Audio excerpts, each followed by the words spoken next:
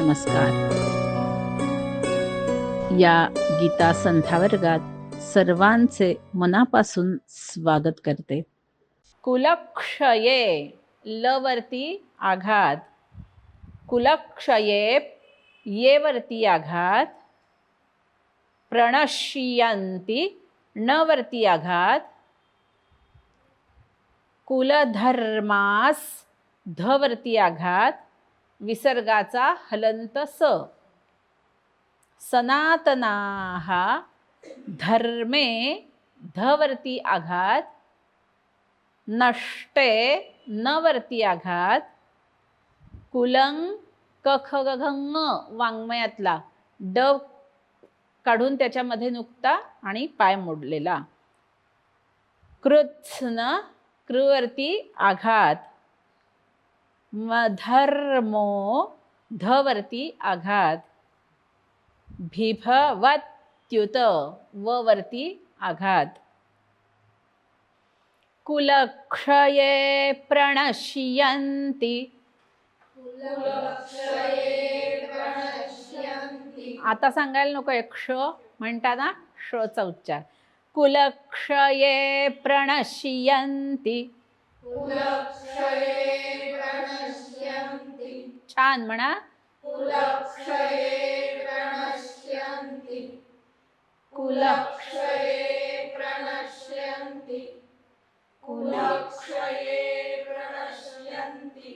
कुलधर्मास सनातनाः.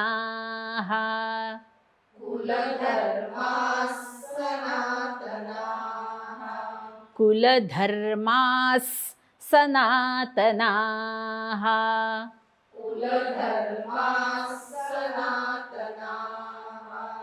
कुलधर्मास सनातनाः.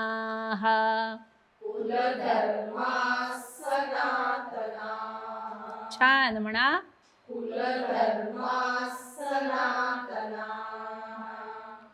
कुलधर्मास सनातनाः.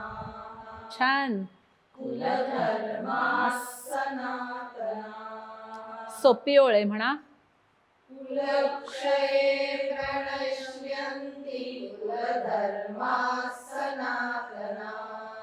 ती ह्रस्व हा म्हणा. कुलक्षये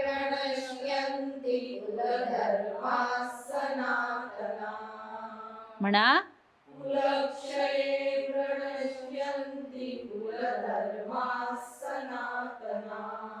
छान.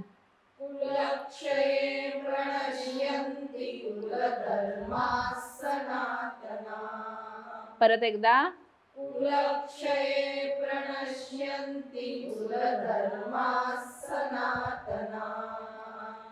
धर्मे नष्टे कुलं कृत्स्न.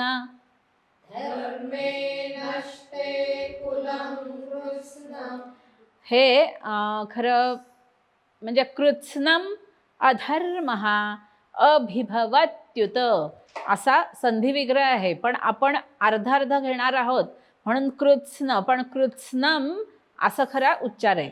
हां बघा. धर्मे नष्टे कुलं कृत्स्न.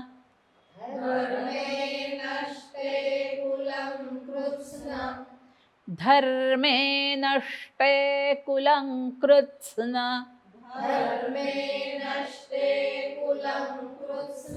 म्हणा.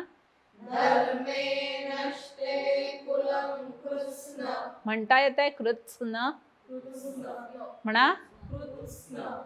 म्हणा. कृत्स्न. कृत्स्न. धर्मे नष्टे कुलं कृत्स्न.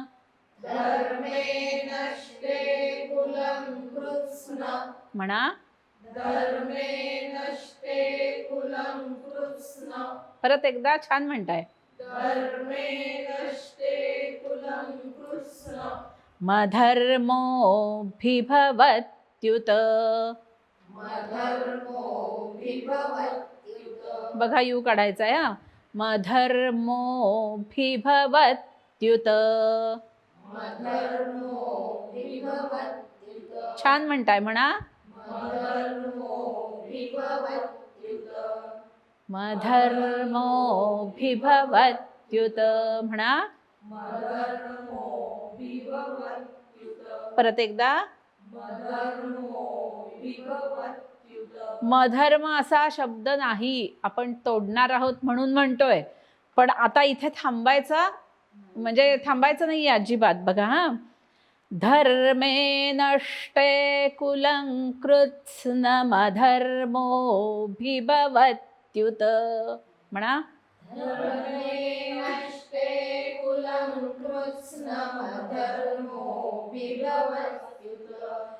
धर्मे नष्टे कुलं कृत्स्नमधर्मोऽभिभवत्युत.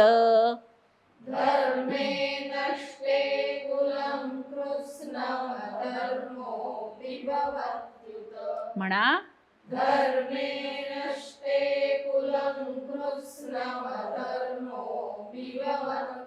मधर्मोऽभिभवत्युत म्हणा. धर्मे पूर्ण ओळ म्हणा.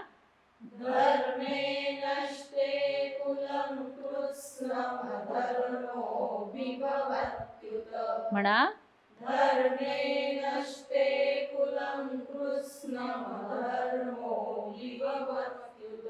म्हणा.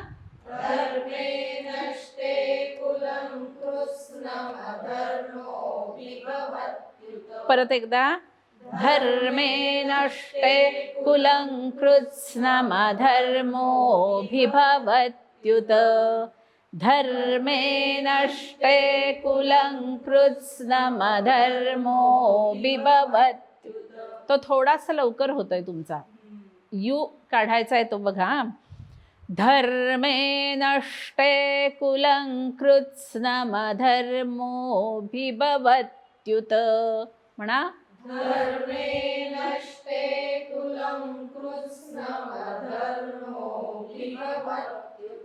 छान.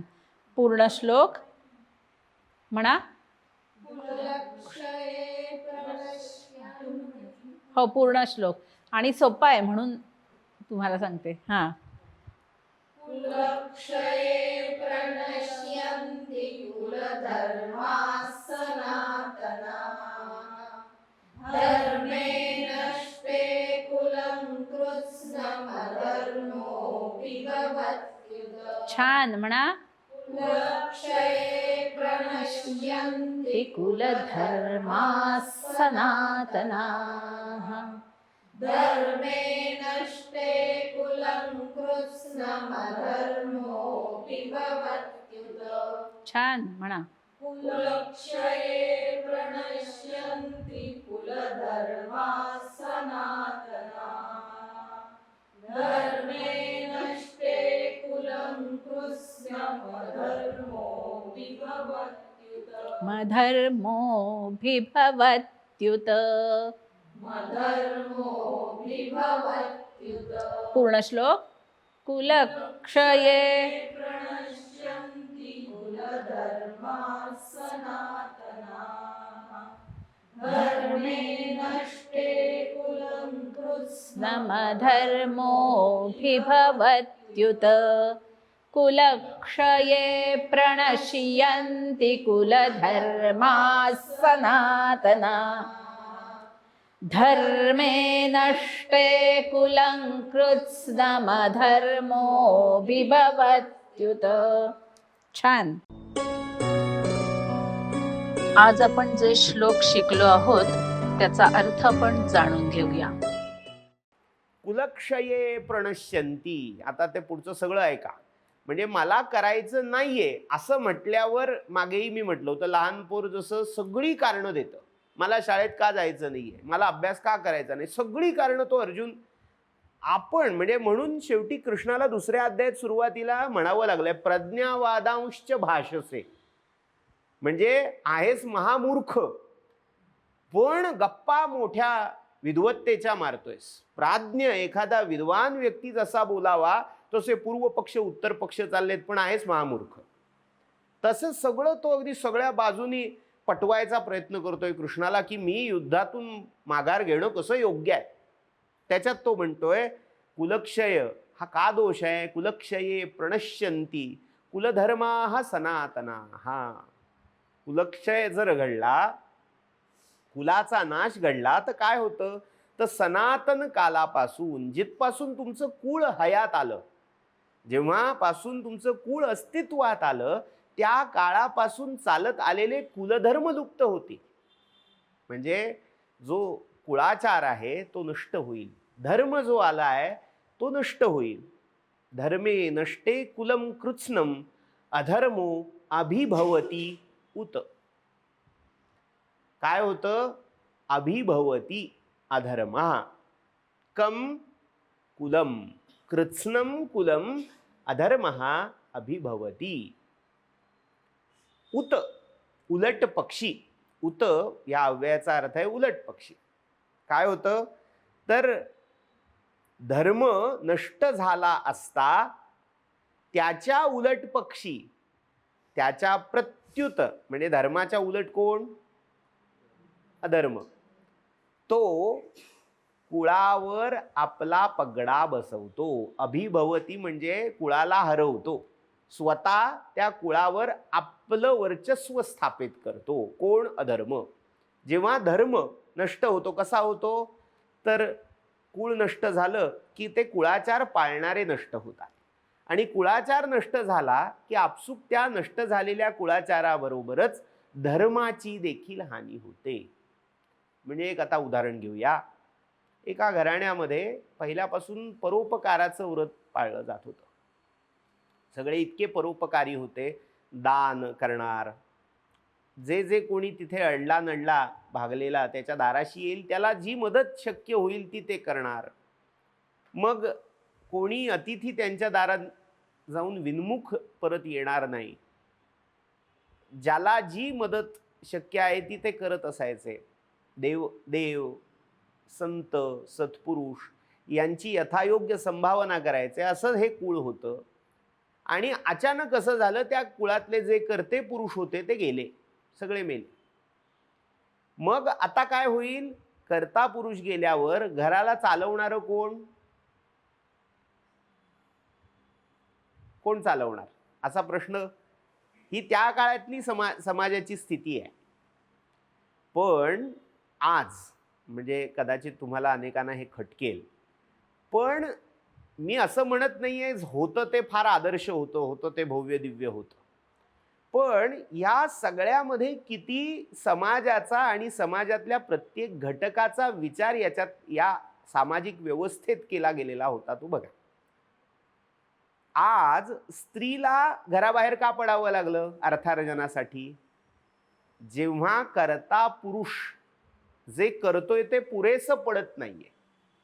म्हणजे कर्ता पुरुष कमी पडतोय असं नाही, पण त्याने त्याच्या कष्टाची अगदी पराकाष्ठा करून जे कमावून आणावं ते पुरं पडत नाहीये, म्हणून स्त्रीला बाहेर पडावं लागतंय. याचं कारण काय, पुरं का पडत नाहीये? गरजा वाढल्या, एक एक दुष्टचक्र आहे, किंवा काहींच्या बाबतीत कर्ता पुरुष पुरा पडत नाहीये. अनेक गोष्टी आहेत. पण पूर्वीच्या काळी ही विभागणी होती की स्त्री ही पूर्ण कुटुंबाची जबाबदारी एक हाती सांभाळत होती, आणि बाहेरची जी आव्हानं होती तो पुरुष सांभाळत होता. आता जेव्हा रथाच्या 2 चाकापैकी एक चाक तोडून टाकलं, मोडून पडलं, तेव्हा काय होतं, दुसऱ्या चाकावर डबल भार येतो.